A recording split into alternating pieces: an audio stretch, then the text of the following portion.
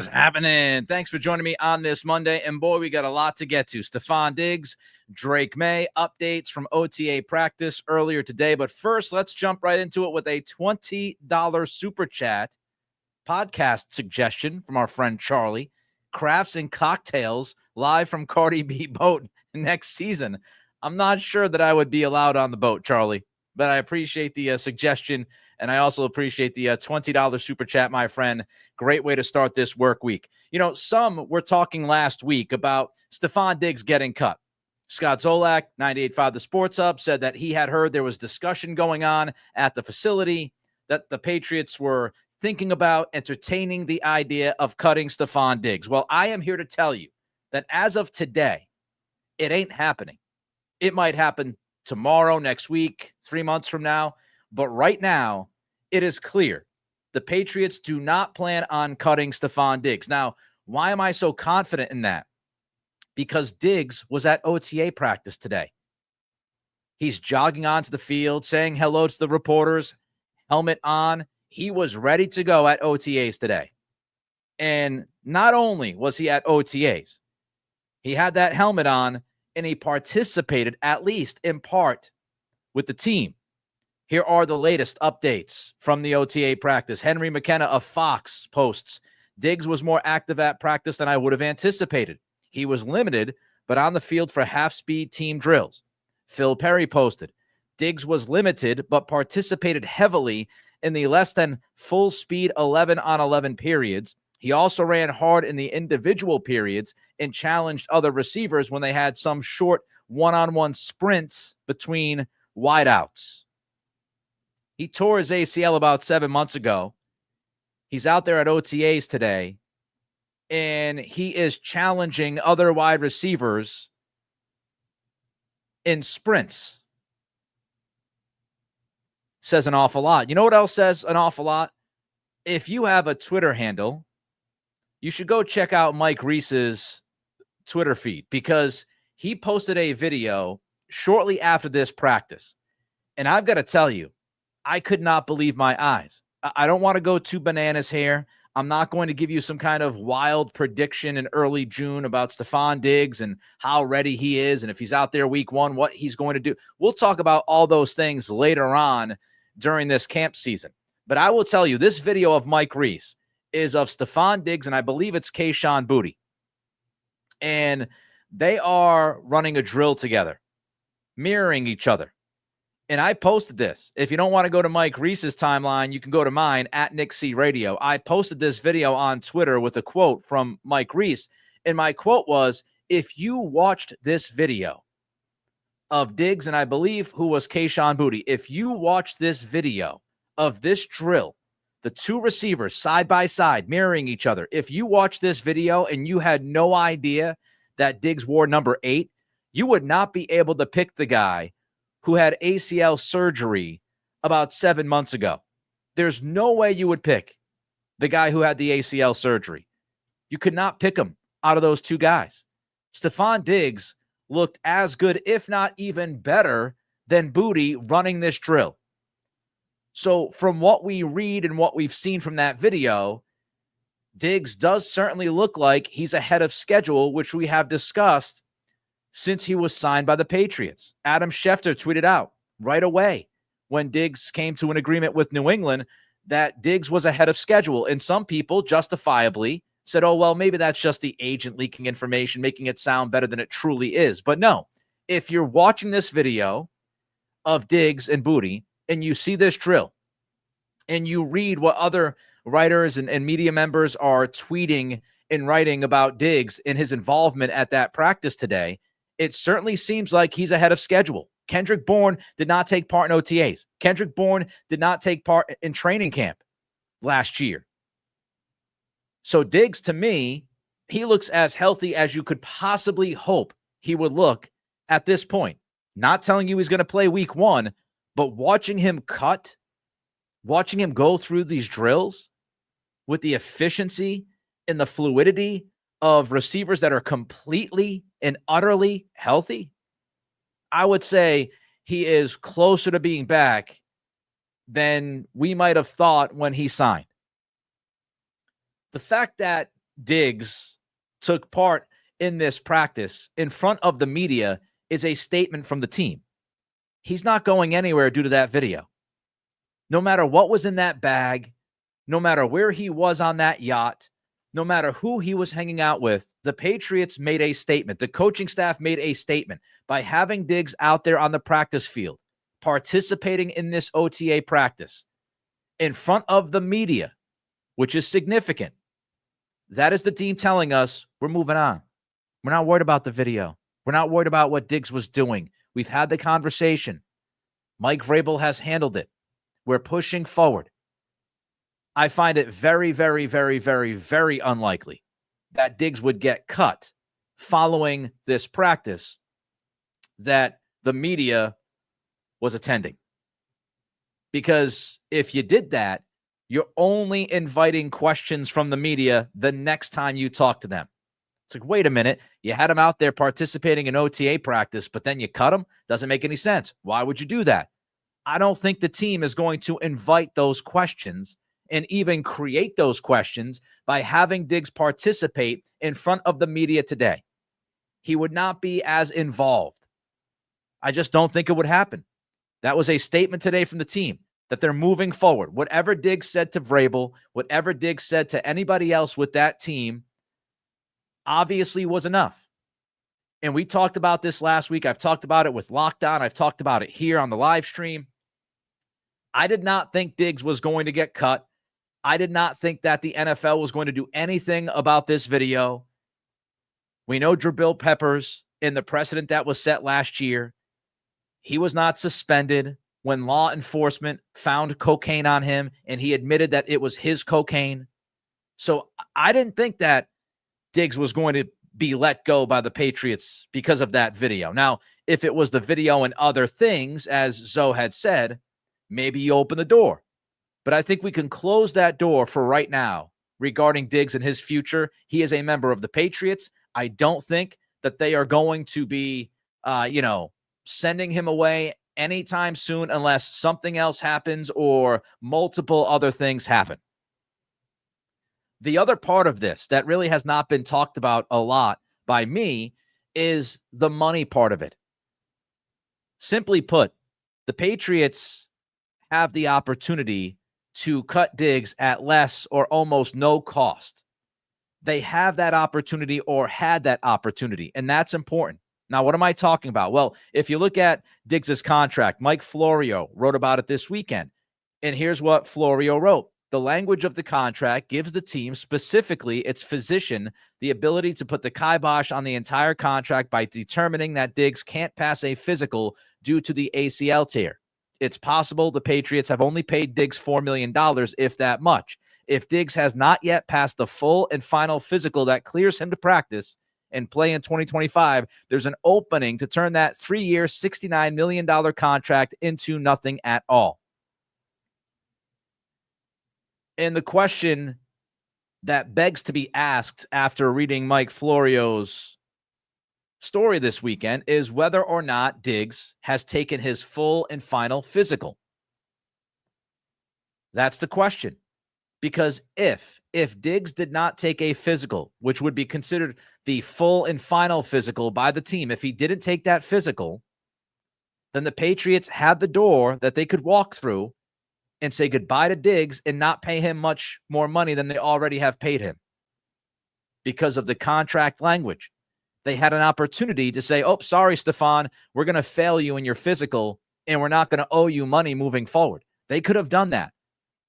Now, the question is, did Diggs have the physical, the full and final physical, unquote?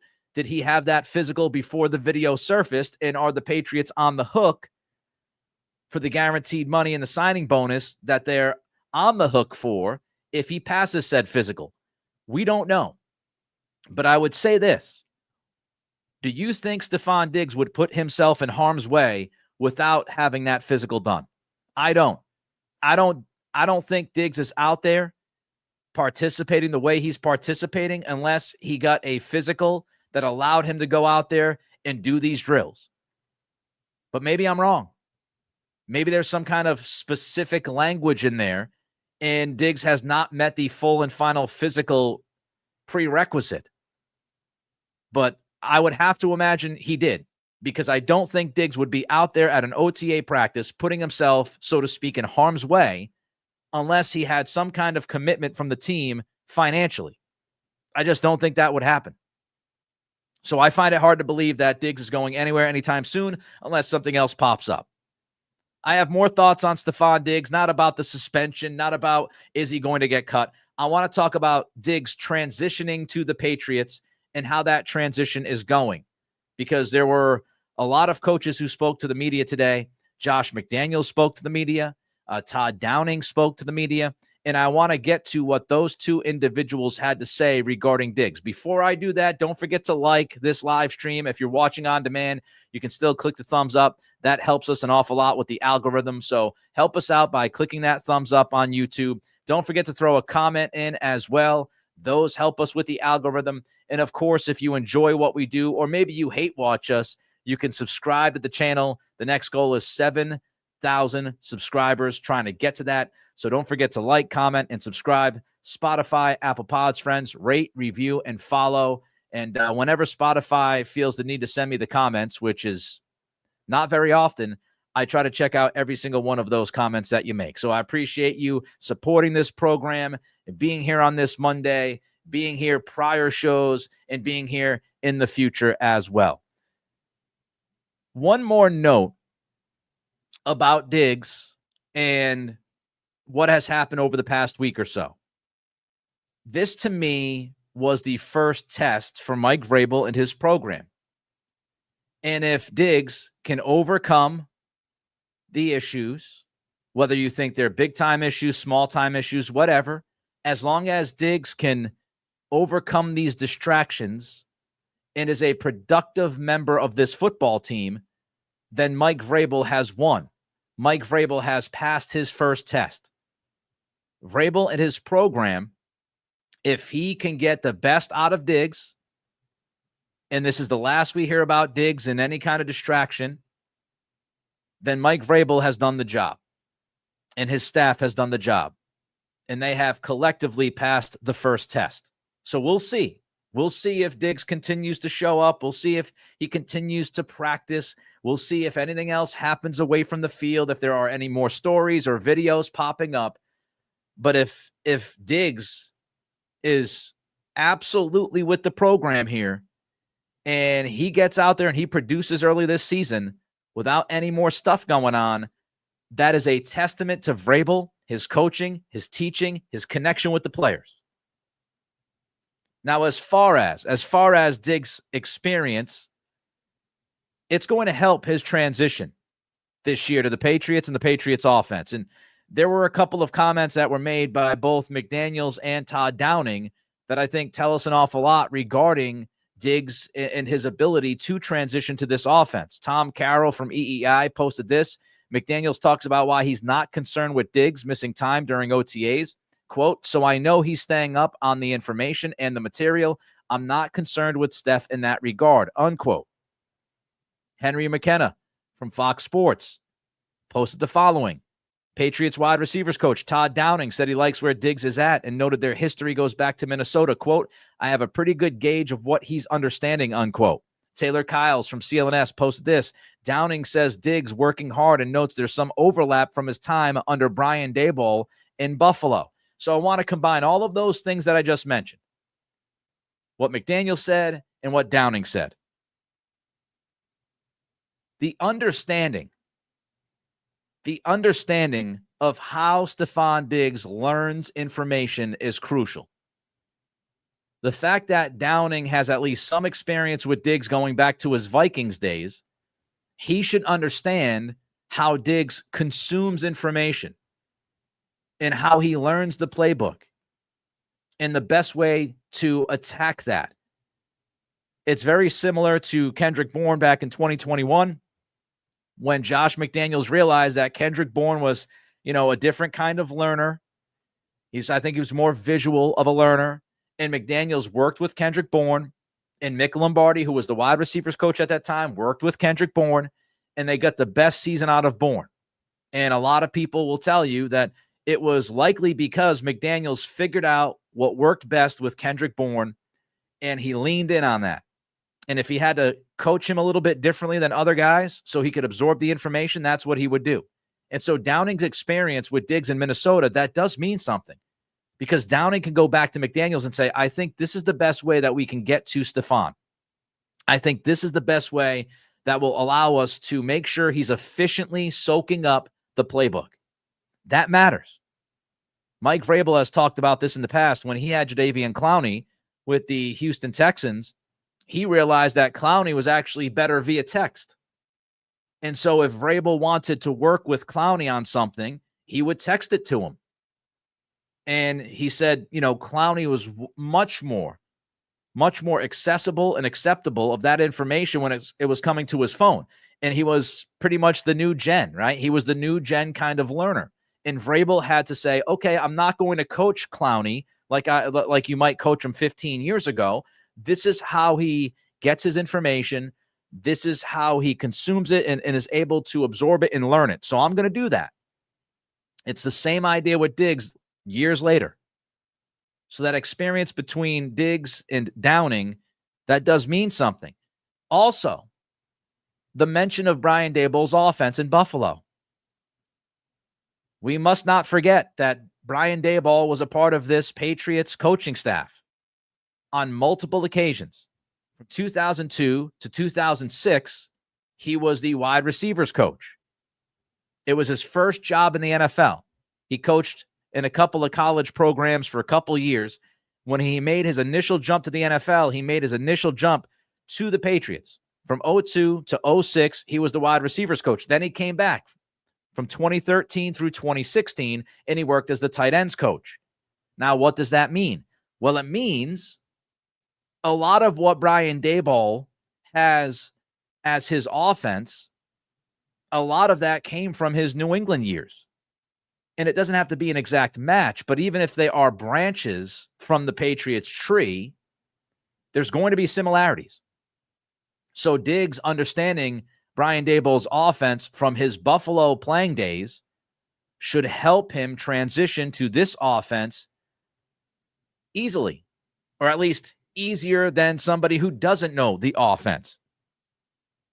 So when you combine the experience of Downing and Diggs working together in Minnesota, when you combine the fact that Brian Daboll worked here in New England not once but twice, and a lot of his offense stems from that Patriots offense from when he was here, and Daboll worked with Diggs in Buffalo, when you combine that with just the overall power of this staff, I think you could certainly believe that Diggs is going to efficiently learn this offense. Between Downing, McDaniels, Thomas Brown, the coaches they have on this staff, it should not be a huge challenge for Diggs to be able to pick this stuff up quickly. One more note about Diggs before I get to Drake Maye, because we got a big update on Drake Maye. There's another video on Twitter that shows Diggs working with Jalen Polk. He's working with Polk. He's working with Downing off to the side. He's not on the field. He's on the sidelines, but he's working with Polk. And it looks like he's working with Polk on technique. And that part of it is critical. Let's not forget that Downing has never been a wide receivers coach. He didn't play wide receiver in the NFL. And so to have Diggs there at practice to pull aside one of the young receivers and to personally work with that guy, that does mean something, because Diggs understands technique. He understands how to get open in the NFL. He's done it an awful lot throughout his entire career. So I love that video because it's the on-field mentoring that Diggs can lend to some of these young receivers, the guys that need it. All right, let's get to Drake Maye. From OTA practice number 1 to OTA practice number 2, we saw some baby steps from Maye. And when we talk about football in late May, early June, really all you need to see is baby steps. You don't need to see the quarterback rip up the practice field. You don't need to see the quarterback go on a heater. You just need to see baby steps. Well, today, Drake Maye went on a heater. And today, Maye was on one. Maye reportedly ripped up the defense. Doug Kyde from the Boston Herald posts, much better practice from Maye. 14 of 16 and 11 on 11s. One incompletion was a throwaway. Another one was broken up by Jalen Hawkins. Taylor Kyles from CLNS noted on Twitter that Maye completed 9 straight passes at one point. And it wasn't just dink and dunk stuff. Let me give you some details on some of these completions from your quarterback. Henry McKenna of Fox Sports posted that the play of the day was Maye firing the ball over the top to the deep left of the field to Booty, who made a fingertip snow cone catch. Pinpoint accuracy on a high difficulty throw. McKenna then followed that up. Similar play, another dime. Maye drops one in the bucket in the same area of the field to Ramondre Stevenson, who makes a diving catch. Andrew Callahan posted about that Stevenson catch. Ramondre Stevenson fingertip grab on a 25-plus yard wheel route pass from Drake Maye. Now, I'm not going to get too crazy high, just like I didn't get too crazy low when we talked about Drake Maye throwing 4 interceptions in his first OTA practice. But, folks, this is just a reminder. I know we're all excited. I'm excited. And I know that we really pay attention to every single detail. It's why I love Patriots fans, because of the passion. And everybody pays attention to every single minuscule detail. That's what makes a passionate fan base. But when we do that, sometimes you kind of lose your mind of the bigger picture. And sometimes when your young quarterback goes out there and throws 4 interceptions in an OTA practice, you might start getting a little concerned.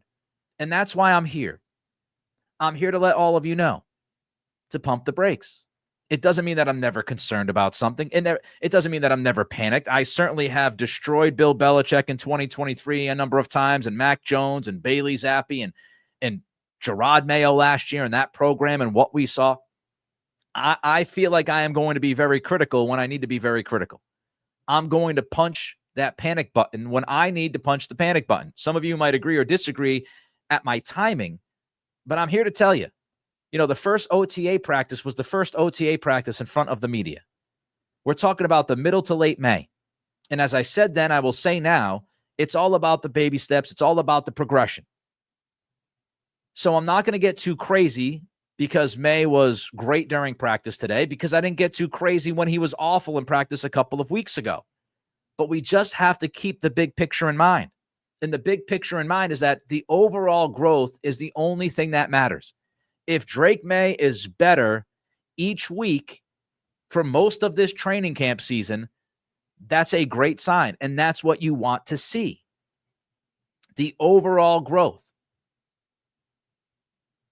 The last OTA in front of the media was the best OTA in front of the media by Drake Maye. He literally went from the worst OTA practice to the best OTA practice that they have seen, from the first one to the third one. That's the progression. That's what we're talking about. That's the growth that you want to see from Maye. Is he getting better? Mandatory minicamp is next week. How does he look at mandatory minicamp? Training camp will be in late July. How's he look throughout that camp? How does he progress during the joint practices? That's what we're looking at. And yes, we have a live stream to do, and I've got plenty of podcasts to do, whether it's solo or with Greg Bedard, and I will break down each and every performance, but I will always try to have the big picture in mind and try to let all of you know, it's really not that big of a deal in this moment. In the vacuum, we could sit there and say, oh my God, but you got to look at it from 30,000 feet. Now, before practice, Josh McDaniels spoke with the media about Maye's development. This is from Tom Carroll of EEI. McDaniels says that Maye is, quote unquote, doing really well. More McDaniels. We either make a good play or we learn from the result. And so sometimes as a coach, and no one wants to hear this, the negative results can actually be your best teachers. And McDaniels is right. You learn from errors. You're only going to learn about mistakes that you can make if you make those mistakes. That's the best way to learn. And even if it's a bumpy road in that moment, you can look back at it. I'm sure many of you have had bumpy moments in life. You made a mistake. You screwed up. The point is, do you look back 5 years from that point, 10 years from that point and say, yeah, man, I really messed up, but I learned from it. I learned from it. Maybe you broke up with a girl or a boy when you were younger and you really didn't do it in the correct manner and you felt like you did that person wrong and you say, man, if I could go back, I would do it differently. But the next time, if you had to break up with somebody, you did it differently because you learned from that breakup. And it's the same idea here. We're talking football and all that, but it's the same basic idea. Do you learn from your mistakes? And what McDaniels is saying is, hey, look, sometimes you've got to go through those tough times. Sometimes you've got to make those mistakes. But if you learn from those mistakes, that's all that matters. And the best way to understand how to not make that mistake again is by learning from that said mistake. And that's what McDaniels is mentioning here. It's crucial for a player's development to experience that mess up, to misread the coverage and throw an interception and go, damn, I misread the coverage. What did they do there? And learn from it and then apply it the next time. That's how this works. And frankly, the best time to mess up is right now. Do you want Drake Maye messing up and throwing 4 interceptions like he did a couple of weeks ago? Do you want to see that at a joint practice, or do you want to see it at an OTA in the middle of May? I think we know the answer to that question. So get all the mistakes out right now as you're learning this offense, as you're learning your new skill position players. Get all that stuff out now. Make your mistakes now, because as you get closer to July and you get closer to training camp and then you start going to those joint practices, hopefully you have all of those mistakes banked in the back of your head and you understand why those mistakes happened and you have corrected those mistakes. So make the errors now. More from McDaniels. Quote, the biggest key for us as we go forward is when we learn from a mistake is, can we go out there the next day and not repeat the same error? And that is pivotal. Not only do you recognize why the mistake happened, not only do you learn why the mistake happened, but then, as I said, you can apply that mistake to your next practice and say, I'm not going to make that same mistake again. How many times last year did I lose my mind because Drake Maye had said before the season kicked off that he was not a repeat offender and that he would learn from his coaching mistakes? But yet, as we saw throughout the season, Mayo would make the same mistake in like week 14 that he made in week 2. It would drive me nuts.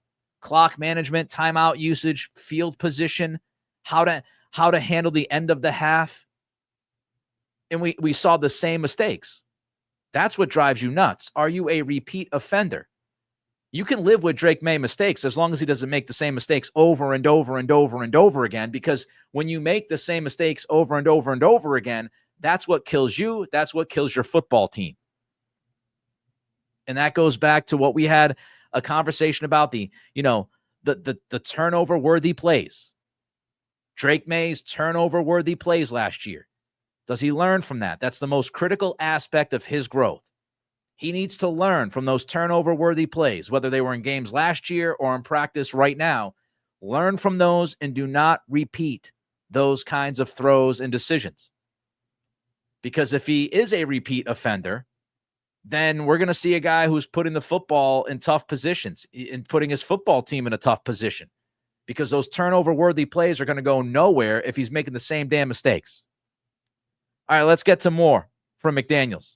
Here's the last quote from McDaniels about his quarterback from Tom Carroll.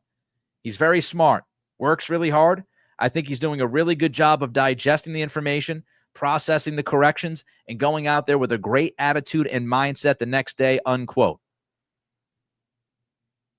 The aptitude is important. Do you see it? Do you understand it? And do you emphasize that within your mind of, okay, that's what went wrong. I understand what went wrong. I understand why it went wrong. And I understand how I'm going to do better. The aptitude.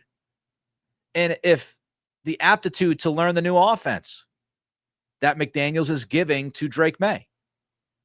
And that's important because we always look at the offense through the eyes of the quarterback. But we have to understand the quarterback is also there to help everyone else on the offense. If Maye understands the offense, then he is able to have conversations with his receivers, with his tight ends, with his running backs, with his offensive line, and they'll be able to see it the same way. And you need your quarterback on the same page as everybody else, especially with this offense and what Josh McDaniels asks of his offenses. Maye understanding, having that aptitude in being able to help everyone else on the offense, whether it's the O-line or the receivers, tight ends, backs, he will be able to pull guys aside and say, this is what I'm looking at. This is what I see. This is how we have to adjust. Let's get on the same page. It helps with communication. It helps with Maye's ability to adjust at the line of scrimmage. When McDaniels can't go into that helmet week 4, he can't pop on with like 8 seconds left. What does Maye see? What has he learned? How is he able to apply that in that situation and get everybody on the same page with 8 seconds, 7 seconds left on the play clock, get everybody on the same page and make a play? So the ability to learn, the ability of, being really smart, as McDaniel says, and not making the same mistakes and kind of learning from those mistakes, it allows you to get on the same page with everybody else. And it also allows you to have a quick start. Because if Maye knows this offense like the back of his hand by the time you get to, late July, by the time you get to training camp, if he knows this offense like the back of his hand and he is super comfortable and confident, then the rest of this offense is going to be super comfortable and confident. It doesn't guarantee that they're going to score 30 points a week when you get to the season, but it should absolutely help with a good start and a quick start. Now, the great attitude and mindset, that is also important. McDaniels brought that up. Think about Mac Jones towards the tail end. How is Jones's attitude towards his teammates, towards the offense, towards the coaches? He was pretty much off the rails by the end of his tenure. He was donezo. And it wasn't just the mistakes he was making on the field. He didn't have a very good attitude. You could see him sulking on the bench. The Indianapolis game in Germany, it literally looked like Mac was crying on the bench. And we know from reports that some of his teammates just didn't believe in him anymore because they saw what was going on. And they looked at the quarterback who was supposed to be their leader, and they were saying, like, what? This dude looks like he's like having a breakdown. How am I supposed to follow him? So if Maye can get through, as McDaniel says, he gets through some of the tough times with a positive attitude and a mindset of, I'm going to come back the next day and I'm going to be better. If he's handling it that way, then everybody else on the team is watching him. He's the franchise quarterback right now. He's the guy. And so everybody is watching Maye to see how he's handling some of these obstacles. How is he handling some of these challenges? And if he has a positive attitude and believes in himself and he has the mindset of coming into the next practice and being better, and he actually does look better, then everybody else on that team is looking at him going, that's the guy. That's the guy I'm going to follow. I believe in that dude because he doesn't get down when he screws up. He doesn't pout. He doesn't cry. It's always about the next play. He's able to take the last bad play and throw it in the garbage. And that's a guy that I can follow. That is a leader. And so the mindset and the attitude, that matters. And it goes back to Drake Maye's pre-draft evaluation. We talked about this before he got drafted. And it was a point that Elliott Wolf highlighted last year after they drafted Maye. One of the most impressive things to him when they were going through that evaluation was Maye's ability to get past mistakes, to take accountability, to take responsibility, even if it wasn't his mistake, to take that accountability and just move to the next play. Because that shows maturity, it shows professionalism, it shows leadership. And so when Drake Maye throws 4 interceptions at an OTA practice 2 weeks ago, it doesn't completely destroy him for the next 2 weeks. He comes back the next OTA practice in front of the media, and he's better. He comes back to the 3rd OTA practice in front of media today, and he lights it up. It's because he's getting past the mistakes. He's not letting that frustration build. He's not letting that frustration impact his play. He's moving on. And if he can continue to do that, that is one of the signs of a very, very good quarterback, if you can get past the mistakes. Now, of course, we expect Josh McDaniels to speak highly of Drake Maye to the media. I think all of us would be very surprised if McDaniels came out and said, oh, he sucks. He's been terrible. He can't learn a thing. He's just bad. He's always frustrated, has a terrible attitude. I don't know where his mindset is. That would be shocking. That would be time to maybe press that panic button. So I expect McDaniels to speak highly of Maye, but I am optimistic about Drake Maye's growth, and I have said that from day one. And some of the stuff that McDaniels talked about today with the media is why I'm confident and optimistic that Drake Maye will end up being that guy. It's not because he made some flash plays in 2024. It's because of his raw talent and all of those things that McDaniels addressed today, the intangibles. So a really good practice from Drake Maye. Diggs was out there on the practice field. He looked as good as you could imagine, given the circumstances. So all in all, I think it was a really good day for this Patriots offense. It was a really good day for your young quarterback. And I think at least for now, we can put any Diggs is going to be cut stuff. We can put that on the back burner for now, because it's obvious the team as of now does not plan on doing anything like that. Don't forget to like. Don't forget to comment. Don't forget to subscribe.